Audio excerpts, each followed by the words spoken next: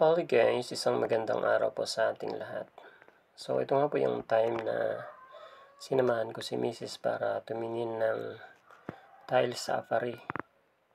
Dahil gusto niya na unti-untian namin na buuhin yung aming tahanan. Dahil po sa pagsisikap po namin ay unti-unti nga po namin na naipatayo yung munting pangarap namin na tahanan. Ang naalala ko pa na nag-start po kami dito, na bayaran po namin yung lote ay sa time na nagtitinda pa lang po ako ng pandesal. So, kakunti po yung kinikita ko sa pagtitinda ng pandesal. May mga time na 50 pesos yung porsyento ko sa pagbebenta ng pandesal. Hanggang sa lumago din po yun guys.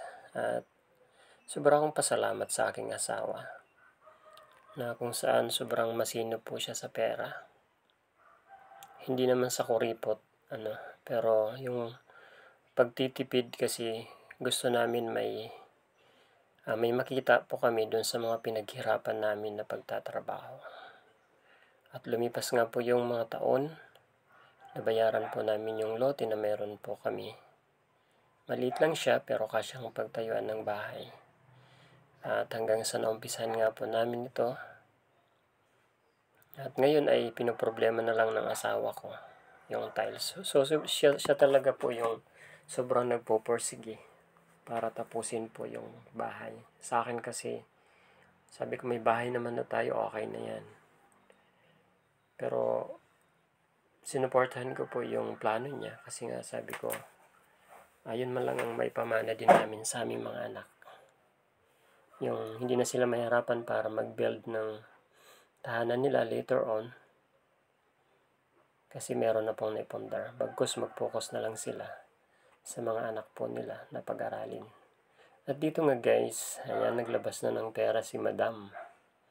Nagtaka nga ako guys, at may ganyan siya kalaking pera na naipon So minsan hindi kami nag-uulam ng masarap. Pero nakakatuwa lang guys na may ganyang asawa na lahat ng patak ng pawis ay pinapahalagahan niya. So yan po ay sobrang effort po niya na mag-ipon And actually pira nga niya po yan guys. Kasi yung aking pera ay pinokus ko sa pagninegosyo din sa pagbababoy. Pero sad to say na natamaan po ng ESF.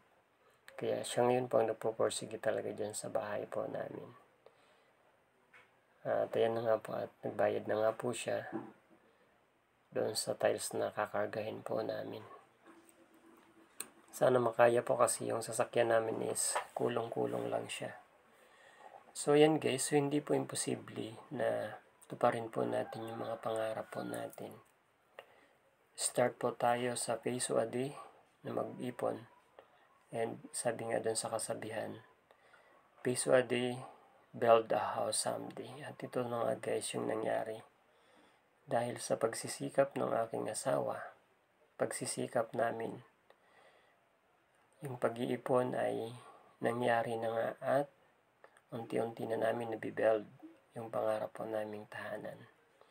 Hindi man siya kagandahan, pero magiging komportable yung pamilya po namin natitira po dito. So yan na nga po, at sinakay na po ng mga kasama po natin yung mga tiles guys. At yan pala ay sobrang napakabigat. So 25 bucks po yan, at tumitimbang po yan ng more than 800 kilos. At hindi natin alam kung kakayanin po ng ating kulong-kulong. So from Afari to Lasam. So more than 1 hour po na travel, lalo na pag may karga nga.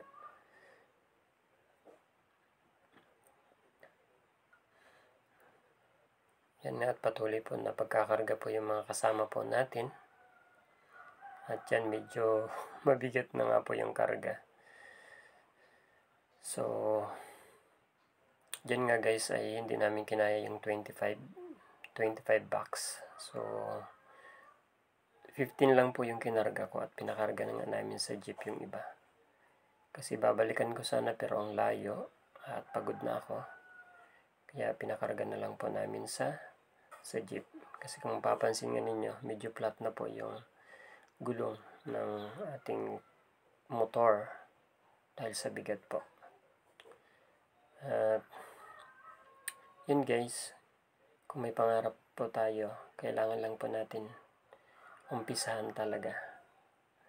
At dito nga guys, nakarating na kami. Sobra pa akong thankful sa aking asawa. Ito yung tahanan namin na unti-unti naming binubuo. Kung mapapansin ninyo, medyo okay na din po siya. Tiles na lang yung kulang. At dyan po ay pakaway-kaway pa nga po ako kahit pagod na. So yung size ng lote po namin dyan is 141 square meter. Later on, magagawa pa ako ng tour po natin sa munti naming tahanan. Sulit po yung mga pagod po namin dyan. Kasi nga, bawat sentimo na naiipon po namin ay may makikita po tayo. Medyo malaki na din pong ginastos namin dyan. Nakapagtataka pero walang imposible kapag gagawin natin guys.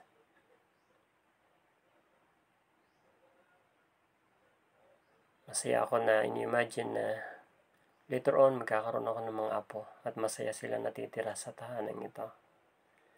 Na malala nila kami kahit na wala na kami. Na sobra namin silang mahal.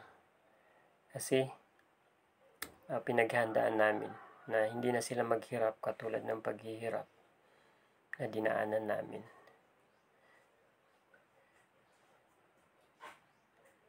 Yan, maraming salamat guys sa panonood po ninyo. Please follow, share, and comment po sa ating